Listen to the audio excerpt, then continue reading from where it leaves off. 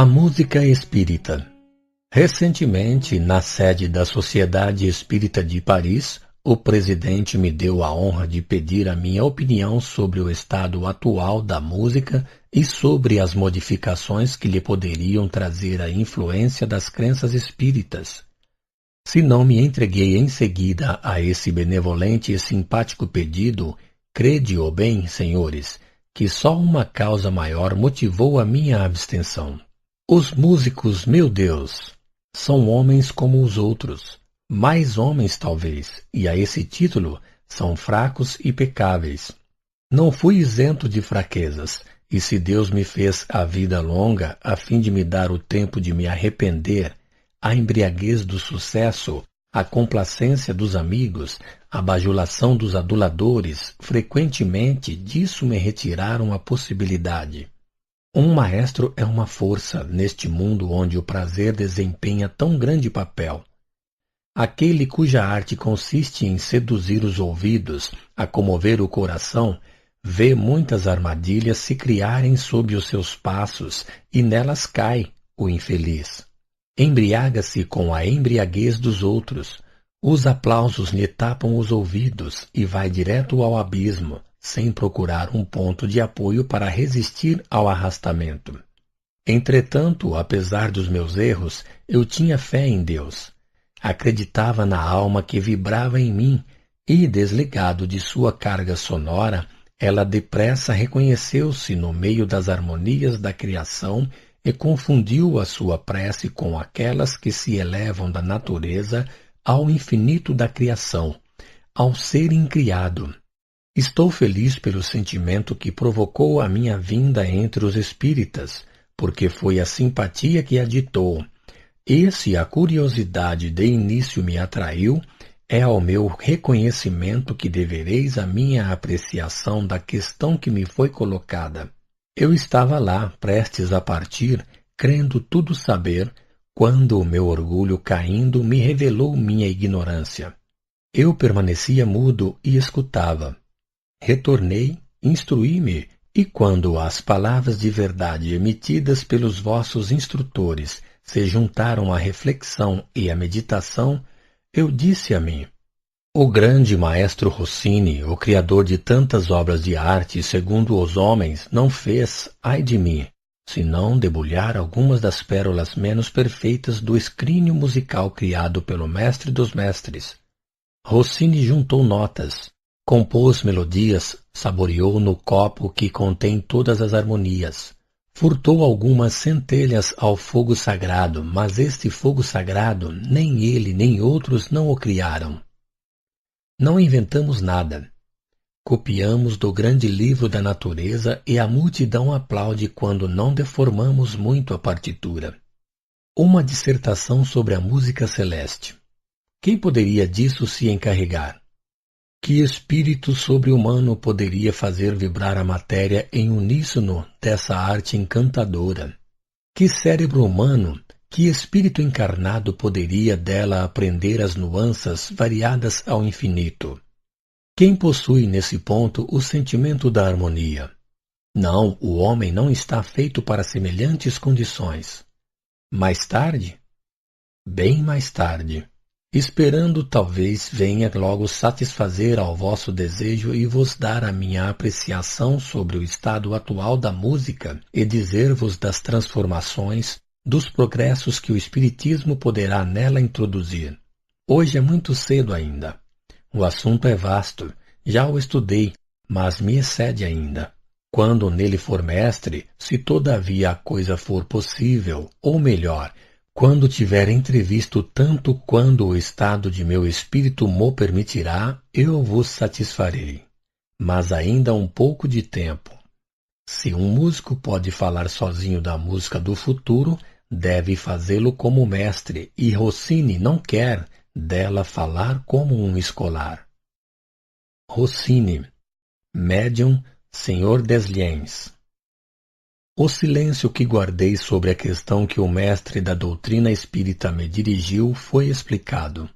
Era conveniente, antes de abordar esse difícil assunto, me recolher, me lembrar e condensar os elementos que estão sob a minha mão. Eu não tinha que estudar a música, tinha somente que classificar os argumentos com método, a fim de apresentar um resumo capaz de dar a ideia de minha concepção sobre a harmonia. Esse trabalho, que não fiz sem dificuldade, está terminado, e estou pronto a submetê-lo à apreciação dos espíritas. A harmonia é difícil de definir. Frequentemente confundem-na com a música, com os sons resultantes de um arranjo de notas e de vibrações de instrumentos produzindo esse arranjo. Mas a harmonia não é isso, não mais do que a chama não é a luz. A chama resulta da combinação de dois gases, é tangível. A luz que ela projeta é um efeito dessa combinação, e não a própria chama. Ela não é tangível. Aqui o efeito é superior à causa. Assim ocorre com a harmonia. Ela resulta de um arranjo musical.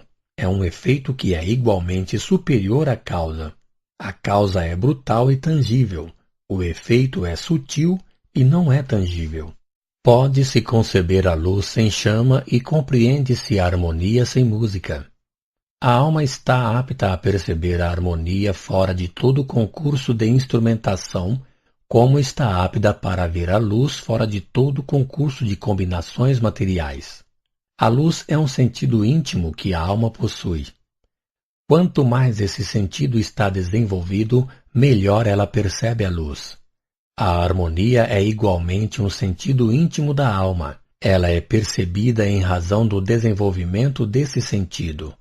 Fora das causas tangíveis, a luz e a harmonia são de essência divina. São as possuídas em razão dos esforços que se fazem para adquiri-las. Se comparo a luz e a harmonia, é para melhor me fazer compreender, e porque também esses dois sublimes gozos da alma são filhos de Deus e, por conseguinte, irmãos.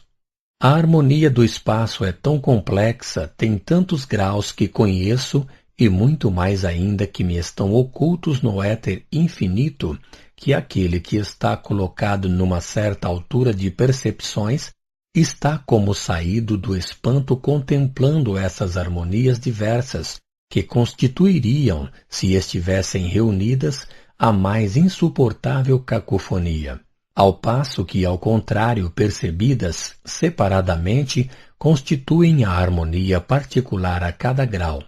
Essas harmonias são elementares e grosseiras nos graus inferiores, levam ao êxtase nos graus superiores. Tal harmonia que fere um espírito de percepções sutis, extasia um espírito de percepções grosseiras. E quando é dado ao espírito inferior se deleitar nas delícias das harmonias superiores, o êxtase o toma e a prece entra nele. O arrebatamento o transporta para as esferas elevadas do mundo moral. Ele vive de uma vida superior à sua e gostaria de viver sempre assim. Mas quando a harmonia cessa de penetrá-lo, ele desperta, ou, querendo-se, ele adormece. Em todos os casos, retorna à realidade de sua situação, e nos lamentos que deixa escapar por ter descido, se exala uma prece ao Eterno para pedir a força de subir. É para ele um grande motivo de estímulo. Eu não tentaria dar a explicação dos efeitos musicais que o espírito produz agindo sobre o éter. O que é certo é que o espírito produz os sons que quer, e que não pode querer o que não sabe. Ora, portanto, aquele que compreende muito, que tem nele a harmonia, que dela está saturado, que goza ele mesmo de seu sentido íntimo, desse nada impalpável, dessa abstração que é a concepção da harmonia, age quando quer sobre o fluido universal que, instrumento fiel, reproduz o que o espírito concebe e quer. O éter vibra sob a ação da vontade do espírito. A harmonia que este último traz em si se concretiza, por assim dizer. Ela se exala doce e suave como o perfume da violeta, ou ruge como a tempestade, ou ela explode como o raio, ou se lamenta como a brisa. É rápida como o relâmpago, ou lenta como a nuvem. É quebrada como um soluço, ou unida como uma relva. É desgrenhada como uma catarata ou calma como um lago. Murmura como um regato ou ronca como uma torrente. Ora tem a aspereza agreste das montanhas, ora a frescura de um oásis. Ela é alternativamente triste e melancólica como a noite, jovem e alegre como o dia. É caprichosa como a criança, consoladora como a mãe e protetora como o pai. É desordenada como a paixão, límpida como o amor e grandiosa como a natureza. Quando ela está neste último termo, confunde-se com a prece, glorifica a Deus e coloca no arrebatamento aquele mesmo que a produz ou a concebe. Ó comparação, comparação! Por que é necessário ser obrigado a te empregar? Por que é necessário se dobrar às tuas necessidades degradantes e emprestar à natureza tangível imagens grosseiras para fazer conceber a sublime harmonia na qual o espírito se deleita? E ainda, apesar das comparações, não se pode fazer compreender essa abstração que é um sentimento íntimo quando ela é causa, e uma sensação quando se torna efeito. O espírito que tem o sentimento íntimo da harmonia é como o espírito que tem a aquisição intelectual. Ele goza constantemente um e o outro da propriedade inalienável que amontoaram.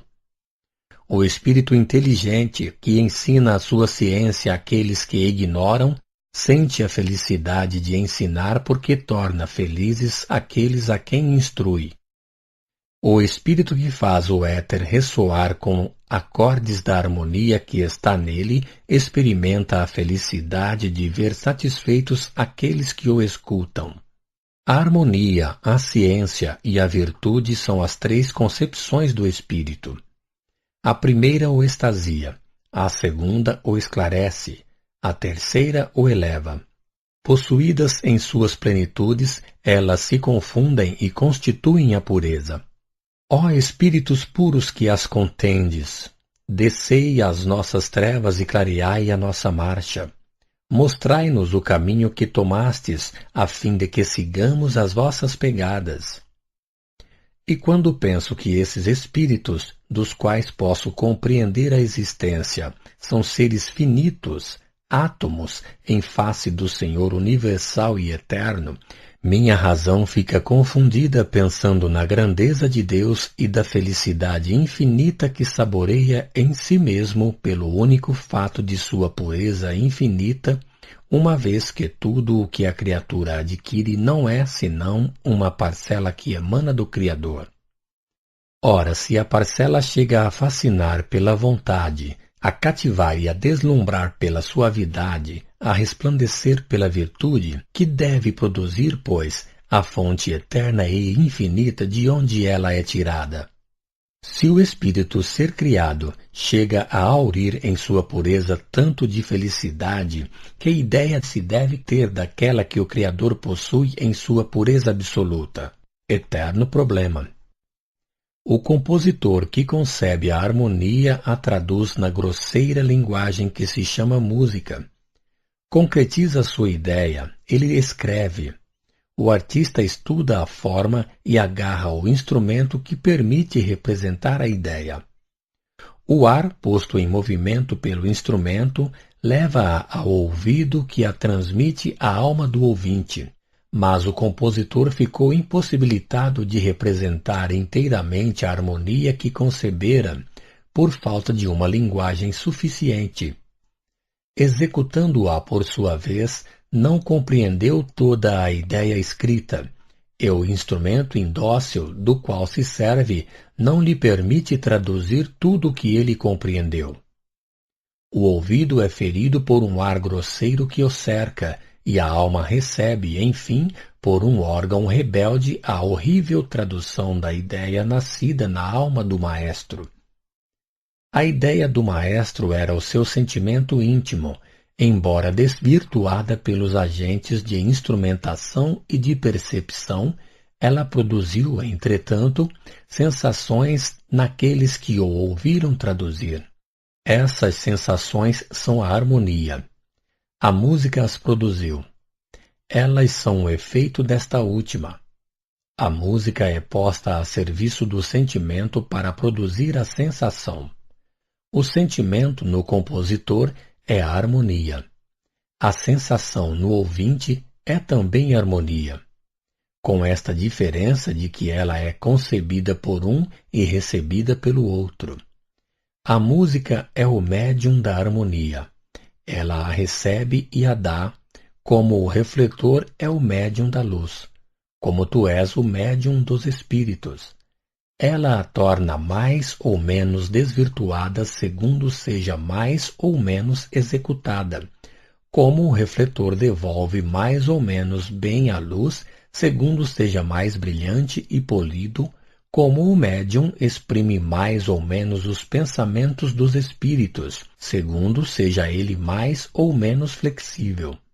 E agora que a harmonia está bem compreendida em sua significação, que se sabe que ela é concebida pela alma e transmitida à alma, compreender-se-á a diferença que há entre a harmonia da terra e a harmonia do espaço. Entre vós tudo é grosseiro. O instrumento de tradução é o instrumento de percepção. Entre nós tudo é sutil. Tendes o ar, nós temos o éter. Tendes o órgão que obstrui e obscurece. Entre nós a percepção é direta e nada a obscurece. Entre vós o autor é traduzido. Entre nós ele fala sem intermediário e na língua que exprime todas as concepções. E todavia essas harmonias têm a mesma fonte, como a luz da lua tem a mesma fonte que a do sol. A harmonia da terra não é senão o reflexo da harmonia do espaço. A harmonia é tão indefinível quanto a felicidade, o medo, a cólera. É um sentimento. Não é compreendida senão quando possuída, e não é possuída senão quando adquirida. O homem que é alegre não pode explicar a sua